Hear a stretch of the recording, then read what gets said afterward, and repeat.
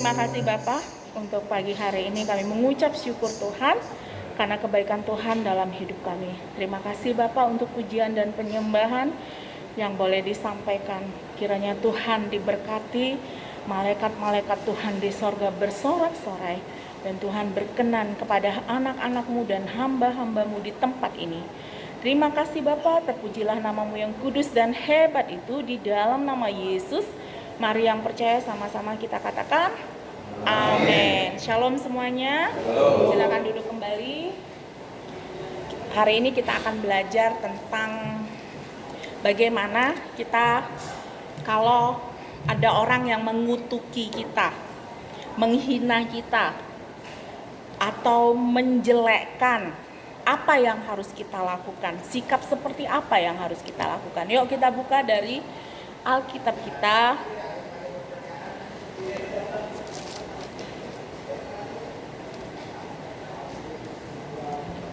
Dari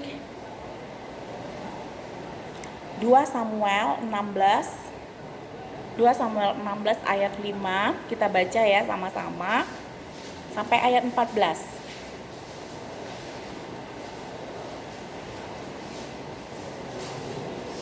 Sudah ketemu semua? 2 Samuel 16 ayat 5 sampai ayat 14. Kita baca bergantian. 1, 2 ya. Judulnya Simei mengutuki Daud. Ketika Raja Daud telah sampai ke Bahurim, keluarlah dari sana seorang dari kaum keluarga Saul. Ia bernama Simei bin Gera. Sambil mendekati raja, ia terus-menerus mengutuk. 6.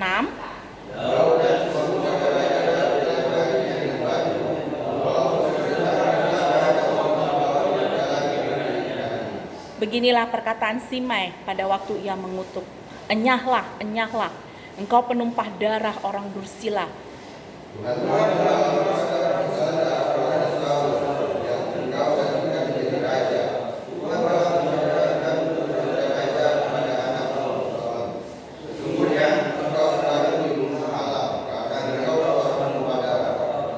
Lalu berkatalah Abisai anak Zeruya kepada raja, mengapa anjing mati ini mengutuki tuanku raja?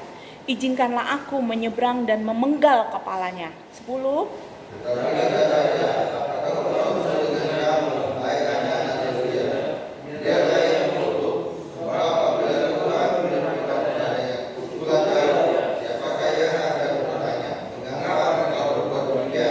Pula kata Daud kepada Abisai dan kepada semua pegawainya, sedangkan anak kandungku ingin mencabut nyawaku, terlebih lagi sekarang orang Benyamin ini, biarkanlah dia dan biarkanlah ia mengutuk, sebab Tuhan yang telah berfirman kepadanya demikian. 12.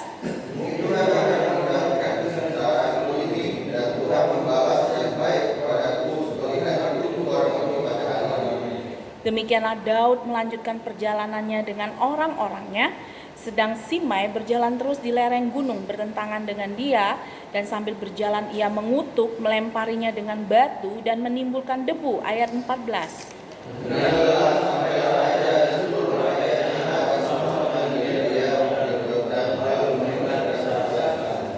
Oke. Sekarang saya mau bertanya, siapa di antara kita yang pernah dikutuk dan mengutuk? Pasti semuanya kita pernah dikutuk, kita menerima kutukan, dan kita pernah juga pasti mengutuki orang lain. Nah, Daud ini adalah seorang raja. Pada saat dia belum jadi raja, Saul itu berkali-kali ingin membunuh Daud. Dia kemanapun Daud pergi, Saul selalu berusaha mendapatkannya dan Saul berusaha membunuh dia. Karena Saul takut disaingi oleh Daud ini. Dia sudah punya firasat, Daud ini akan menjadikan raja menggantikan Saul, seperti itu. Nah, tapi kalau kita baca di kitab Raja-Raja, sebenarnya Daud tidak pernah berusaha membunuh Saul atau membalas dendam. Walaupun kesempatan itu ada beberapa kali kesempatan dia bisa membunuh Saul pada saat Saul tidak berjaga-jaga. Tapi itu tidak dilakukannya karena dia berprinsip bahwa dia tidak berhak untuk mengutuki apalagi membunuh orang yang sudah diurapi Tuhan. Saul itu adalah raja yang sudah diurapi Tuhan, dia adalah raja Israel pertama. Nah, singkat cerita, Saul itu akhirnya mati di dalam pertempuran.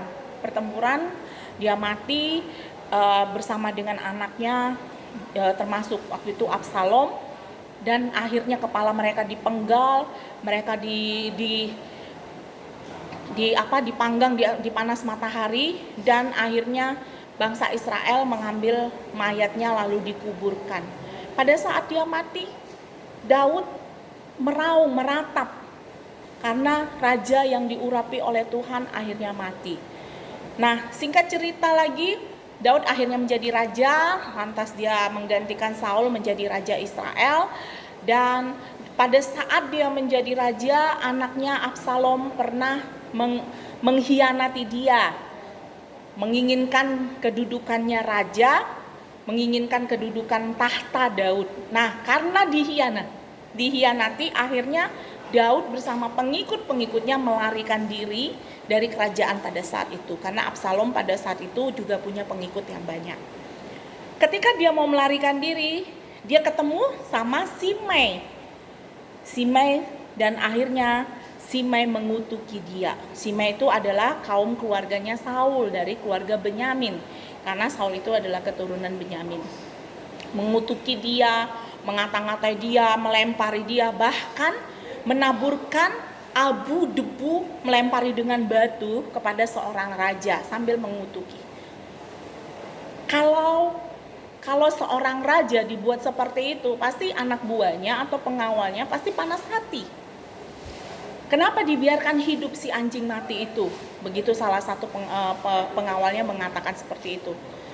Tapi dengan bijaksananya Daud mengatakan, urusanmu kah kematian orang tersebut? Tidak, mungkin Tuhan yang menyuruh dia untuk mengutuki saya. Mungkin Tuhan yang menyuruh dia untuk berbuat tidak baik terhadap saya. Nah, respon yang itu sangat, artinya itu sangat menjengkelkan bagi manusia biasa. Udah dikutuk, dia seorang raja, dikutuki, dikata-katain, diomongin kotor, dilemparin batu, dilemparin pasir, tapi dia tenang-tenang berkata, mungkin Tuhan yang menyuruh dia melakukan itu terhadap saya. Kenapa saya harus membalas? Kenapa saya harus gantian mengutuki dia? Kenapa saya harus membalas segala perbuatannya itu? Dia tahu itu salah. Daud tahu, tapi dia berkata dalam pikirannya ada bagian masing-masing.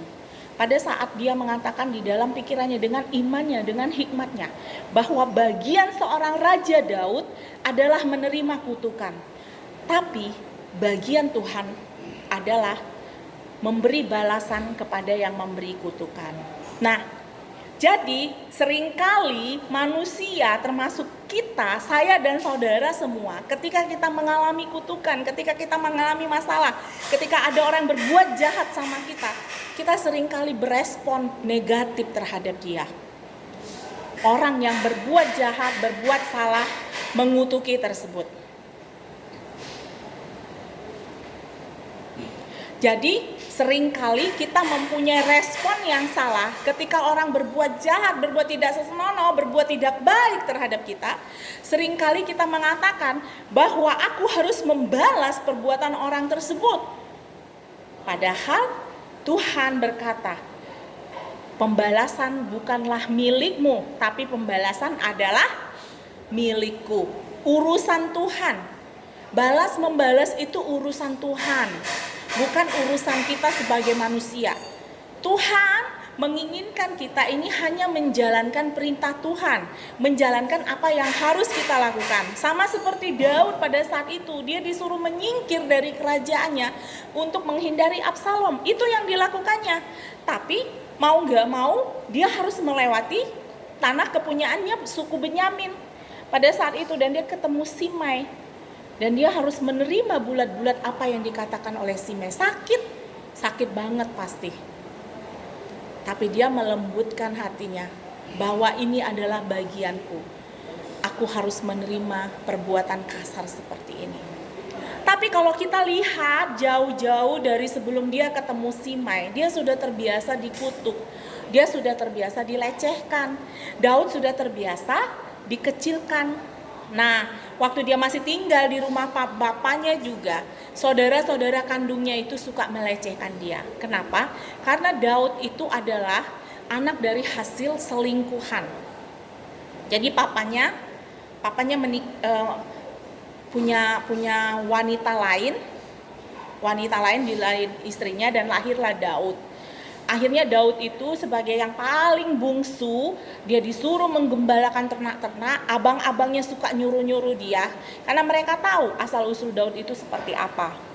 Nah, makanya pada saat dia mau diurapi jadi raja, Samuel pada saat itu menjumpai dia di ladang, sedang menggembalakan domba-domba dan kambing-kambing. Karena dia memang tugasnya di ladang, sementara abang-abangnya pergi berperang. Jadi pada saat itulah dia melatih dirinya untuk menghadapi segala bahaya, termasuk menerima hinaan-hinaan. Nah, apa yang bisa kita dapatkan dari Daud? Selain kerendahan hatinya, kita juga harus punya mental yang baja untuk menghadapi hinaan, kutukan, makian, dan lain segala sesuatunya. Terkadang kita coba mikir, ketika kita dihina orang, dimaki orang, mungkin kita juga melakukan hal yang sama kepada orang lain, sehingga orang lain pantas berbuat seperti itu kepada kita. Kita juga harus koreksi diri, kalau pada saat kita dihina, dimaki, kita berusaha direndahkan, dilecehkan orang, mungkin kita juga pernah berbuat itu, dan kita harus memperbaiki sikap hati. Jadi semuanya tergantung sikap hati kita. Kalau kita dihina, dimaki, dilecehkan, apalagi diejek, dianggap sepele, dianggap bodoh, dianggap dasar kau bodoh dan lain sebagainya, kita harus menguatkan hati dan pikiran kita, mental kita, supaya bukan berarti kita bisa menerima hinaan itu, tapi kita harus mempunyai sikap hati yang benar. Jangan juga kita mengutuki di dalam hati kita, mati kau nanti, mampus kau, gini. Jangan juga seperti itu ketika kita dihina dan dimaki orang. Memang butuh keterampilan mental untuk punya mental yang kuat. Tapi kita harus melatih. Daud telah memberi teladan sebagai salah satu tokoh Alkitab yang hidupnya penuh dengan hinaan, makian, tapi dia bertahan. Walaupun dia seorang raja, apalagi dia seorang raja, dia punya pengawal yang banyak. Pengawalnya semua siap mati untuk dia, tapi dia tidak membalas, karena dia tahu bahwa pembalasan adalah milik Tuhan. Nah, jadi ketika kita mengalami seperti apa yang dialami Raja Daud, coba kita rendahkan hati kita, sabarkan hati kita, lembutkan hati kita. Tuhan Yesus ampuni dia. Bahkan Tuhan Yesus ketika dia mau disalib, dia dihina, dimaki, dicaci maki, diludahi, diterajang dan lain sebagainya, dimartil dan lain sebagainya. Dia mengalami begitu banyak penderitaan, tapi Tuhan berkata, ampuni mereka karena mereka tidak tahu apa yang mereka perbuat. Jadi kita belajar sama-sama untuk merendahkan dan melembutkan hati kita. Supaya apa? Supaya semakin hari semakin dewasa iman kita, rohani kita, dan kita menjadi manusia-manusianya Allah. Jadi nggak ada yang mustahil ya. Kalau kita mau belajar bersabar. Kalau orang dunia bilang sabar itu bodoh, sabar itu nggak masuk akal, tapi kita berasal dari Tuhan. Kita berasal dari Allah, kita berasal dari kerajaan surga. Nggak ada salahnya dong kita harus belajar bagaimana manajemen pikiran, manajemen mental, manajemen emosi, seperti yang dilakukan oleh tokoh-tokoh Alkitab. Nah, yuk kita buka dari 1 Raja-Raja, kita lanjut ke 1 Raja-Raja 2. Pesan Daud yang terakhir sebelum meninggal. 1 Raja-Raja 2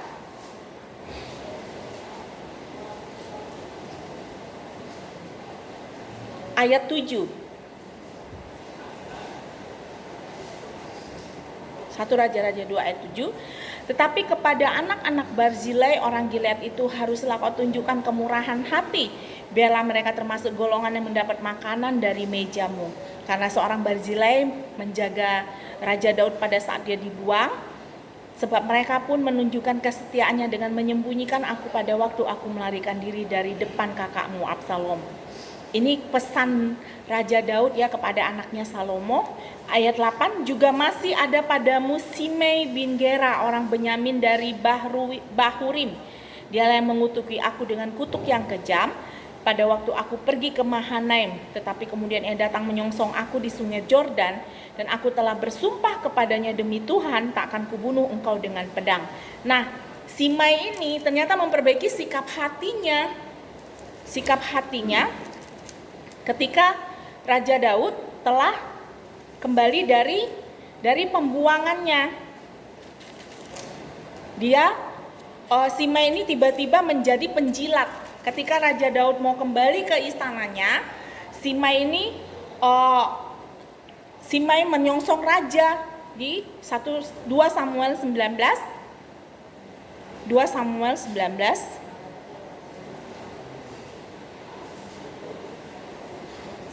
ayat 16.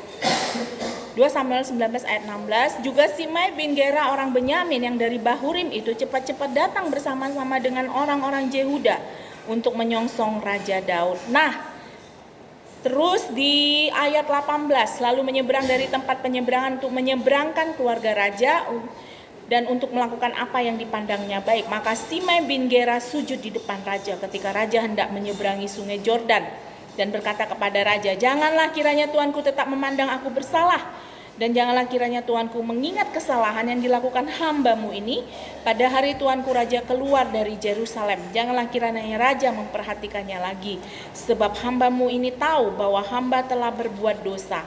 Dan lihatlah, pada hari ini adalah hari benar. Lalu berkatalah, hari ini adalah hari pertama-tama datang dari seluruh keturunan Yusuf untuk menyongsong tuanku raja. Lalu berbicaralah Abisai anak Zeruya, katanya, bukankah Simei patut dihukum mati karena ia telah mengutuki orang yang diurapi Tuhan? Tetapi Daud berkata, apakah urusanku dengan kamu, hai anak-anak Zeruya, sehingga kamu pada hari ini menjadi lawanku? Masakan pada hari ini sedang seorang dihukum mati di Israel? Sebab bukankah aku tahu bahwa aku pada hari ini adalah raja atas Israel? Nah, pada saat Daud mau pulang ke kerajaannya, Simei itu menyongsong dia lagi. Tapi kali ini dia berbuat dari kebalikan yang sebelumnya. Dia menyembah raja, dia berlutut. Tapi anak buahnya Daud ini tetap panas hati melihat dia dan tetap berniat untuk membunuh dia. Nah, tetap Raja Daud tetap mengatakan sikapnya, kita nggak punya hak untuk membunuh dia, kata Raja Daud seperti itu. Karena itu pembalasan bukanlah hakku dan hakmu. Kemudian di 1 Raja-Raja, kemudian kita masuk ke 1 Raja-Raja 2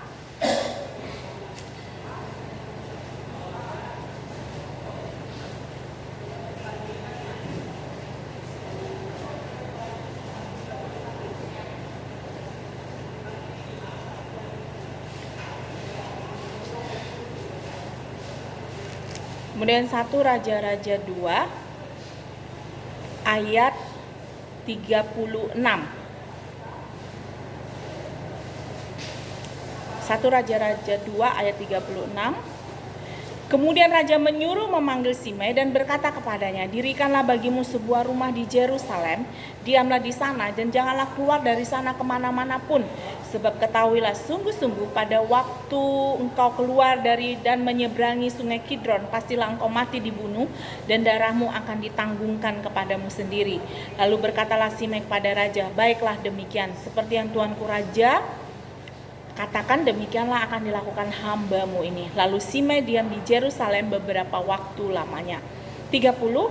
Dan sesudah lewat 3 tahun terjadilah bahwa 2 orang hamba Simei lari kepada Akis bin Maka, Raja Gad, lalu diberitahukan kepada Simei, ketahuilah kedua orang hambamu ada di Gad.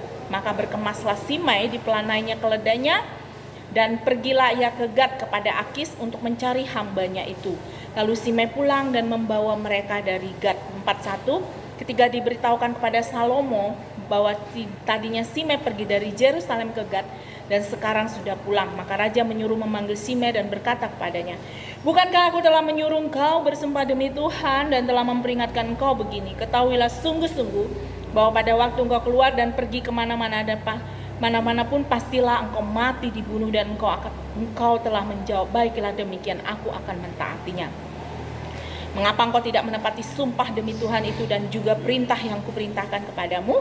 Kemudian kata raja kepada Simei, engkau sendiri tahu dalam hatimu segala kejahatan yang kau perbuat kepada Daud ayahku, maka Tuhan telah menanggungkan kejahatanmu itu kepadamu sendiri.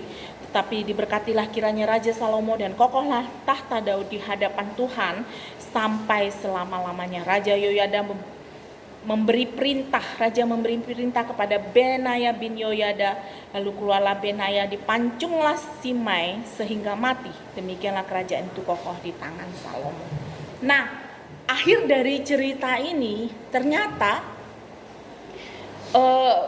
Salomo itu meneruskan apa yang dinasihatkan oleh ayahnya Daud. Dia menjumpai Simei ketika dia sudah menjadi raja.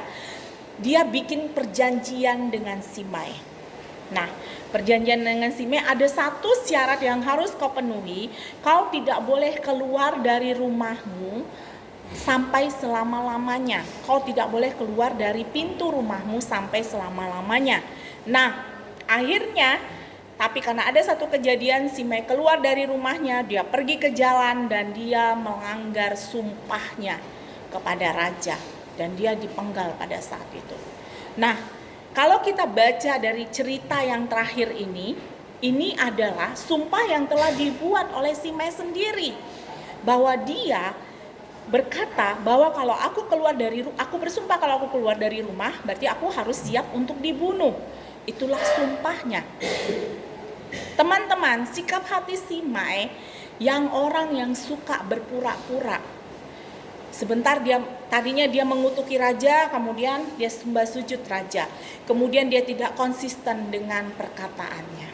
Akhirnya dia dibunuh dan berakhir dengan kematiannya itu karena kelakuannya sendiri.